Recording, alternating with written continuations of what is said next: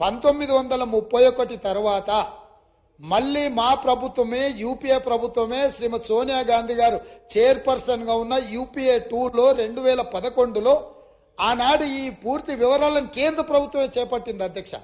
ఆ నివేదికలను బయట పెట్టకుండా తర్వాత వచ్చిన నరేంద్ర మోడీ గారి ప్రభుత్వం అడ్డుకున్నది. 10 సంవత్సరాలు ఆ ప్రభుత్వం అడ్డుకున్నది. 10 సంవత్సరాలు గత ప్రభుత్వం సమగ్ర కుటుంబ సర్వే చేసి వివరాలు బయట పెట్టకుండా ఈరోజు ఆ వివరాలను కూడా దాచిపెట్టారు. అందుకే ఈరోజు మేము స్పష్టంగా, ఎందుకంటే 1% ఉన్నోళ్లకు డెఫినెట్గా బాధ ఉంటుంది. ఎందుకంటే మేము 1% రాష్ట్రాన్ని అంతా మా చేతుల్నే గుప్పిట్లో పెట్టుకున్నాం. ఈరోజు లెక్కలని బయటకు వస్తే 50% ఉన్నోళ్ళకి ఎక్కడ మనం రాజ్యాధికారంలో భాగం ఇవ్వాల్సి వస్తుందన్న ఆలోచనతోటి కొంతమందికి బాధ ఉండొచ్చు అధ్యక్ష. నేను ఆ వివరాల జోలికి వెళ్ళదలుచుకోలేదు. ఇప్పటికైనా ప్రధాన ప్రతిపక్ష నాయకుడు వారు వచ్చి, ఒకవేళ వారు రాకపోయినా వారిని ఎవరినైతే చేయాలనుకుందో వారు మాట్లాడకుండా పక్క నుంచి నకలు చిట్టీలు అందించి పెద్దలు కడియం శ్రీహరి గారిని కూడా తప్పుదో పట్టించే ప్రయత్నం చేస్తారు. ఎందుకంటే పాపం వారి కడియం శ్రీహరి గారి చిత్తశుద్ధి పట్ల మాకు ఎలాంటి అనుమానం లేదు. నేను పదే చెప్పినా, ఇప్పుడు కూడా ఆన్ రికార్డులో చెప్తున్నా. కాకపోతే సావాస దోషం అంటారు కదా, కొంతమంది పక్కలో కూర్చొని వారిని కూడా తప్పుదోవలో నడిపించే ప్రయత్నం చేస్తుండ్రు.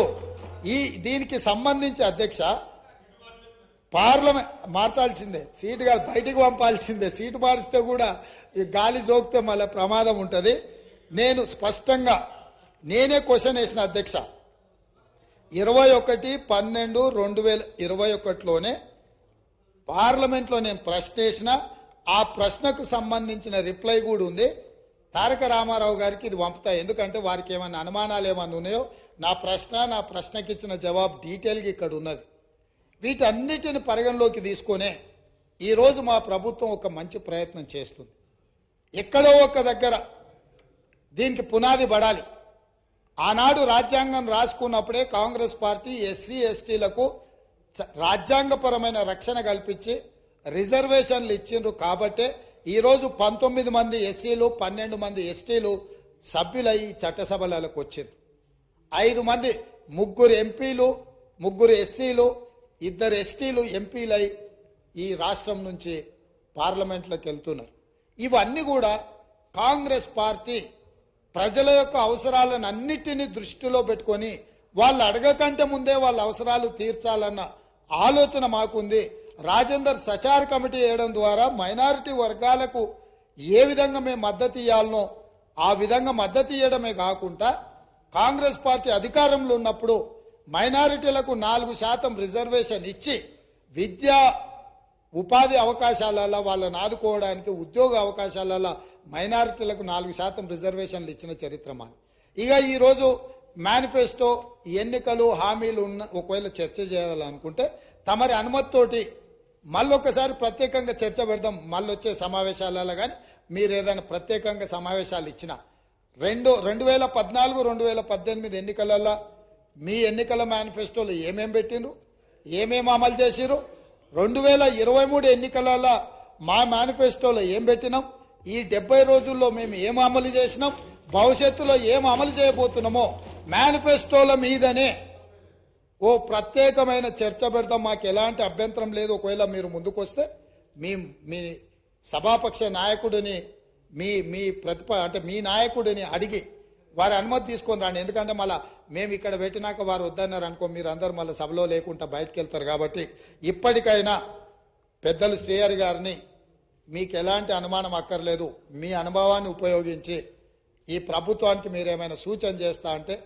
మిత్రుడు గంగుల కమలాకర్ గారు కూడా మొన్నటి వరకు మంత్రిగా ఉన్నారు. వారి అనుమానాలతో పాటు అనుమానాలను అడగడాన్ని మేము అభ్యంతరం పెడతలేము.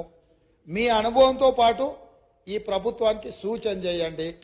నా వైపు నుంచి సభాపక్ష నాయకుడిగా మా చిత్తశుద్ధిని మీరు ఎలాంటి శంకించాల్సిన అవసరం లేదు. స్వయంగా మేము ప్రభుత్వం ఏర్పడ్డ ఎంబడే మంత్రివర్గంలో మేము తీర్మానం చేసినాం, నెల తిరగకంటే ముందే. ఈరోజు సభలో కూడా మేం ప్రవేశపెట్టినాం, మీరు అడగలే, మేమే ముందుకు వచ్చినాం. అంటే ఇక్కడ ఈ మంత్రివర్గ తీర్మానం కానీ సభలో ప్రవేశపెట్టిన తీర్మానం కానీ ఇవన్నీ స్వయంగా మేము ముందుకు వచ్చి చేస్తున్నాము.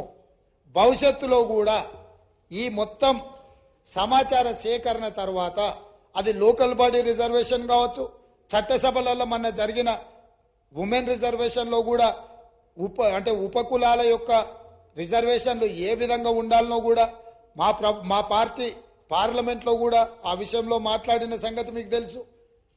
ఈరోజు ఇక్కడ మేం చెప్తున్నది విస్పష్టంగా ఈ తీర్మానము ప్రధానంగా బలహీన వర్గాలను బలోపేతం చేయడమే మా ఉద్దేశము. పాలితులుగా ఉన్న ఈ బలహీన వర్గాలను పాలకులుగా తయారు చేయడమే మా ముఖ్య ఉద్దేశము. వాళ్ళు ఎంతున్నారో వాళ్ళకంత నిధులు కేటాయించి వాళ్ళ ఆర్థిక ప్రయోజనాలను వాళ్ళని ఆర్థికంగా కూడా నిలబెట్టాలనేదే మా ప్రభుత్వం యొక్క ఉద్దేశము. కాబట్టి ఇంత మంచి తీర్మానం తీసుకొచ్చినప్పుడైనా మీరు ముందుకొచ్చి ఈ తీర్మానాన్ని స్వాగతం పలికి దీన్ని ముందుకు తీసుకెళ్లాల్సిందిగా ఏమైనా సూచనలు ఉంటే కూడా చేయండి. 1, 2, 3 ఇవి మా సూచనలు.